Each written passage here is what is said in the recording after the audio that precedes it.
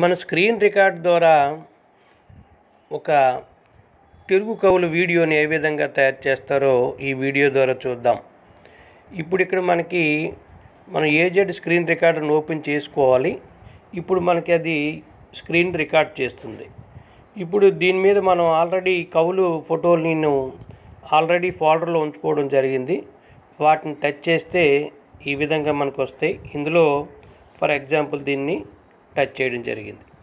ఈ కవి గురించి, ఈయన తాలూకా బయోడేటా గురించి, ఈయన రచించినటువంటి కావ్యాల గురించి అన్నిటి గురించి మనం ఒక 2 నిమిషాలు లేదా 1 నిమిషం వరకు ఈయన గురించి చెప్పుకోవచ్చు. ఈయన పేరు కృష్ణశాస్త్రి. ఈయన గురించి ఈ విధంగా చెప్పుకుంటాం. తర్వాతను దువ్వూరి రామిరెడ్డి, ఈయన గురించి, ఈయన కవుల గురించి, ఈయన రచించినటువంటి గ్రంథాల గురించి, వీటి గురించి చెప్పుకోవచ్చు. అలాగే తర్వాతను మాడపాటి హనుమంతరావు, ఈయన బయోడేటా, అలాగే ఈయన రచించినటువంటి కవిత్వాలు, అలాగే గ్రంథాలు ఇవన్నీ చెప్పుకోవచ్చు. అలాగే నార్ల వెంకటేశ్వరరావు, ఈయన గురించి చెప్పుకుంటూ ఈయన రచించిన గ్రంథాలన్నీ చెప్పుకోవచ్చు.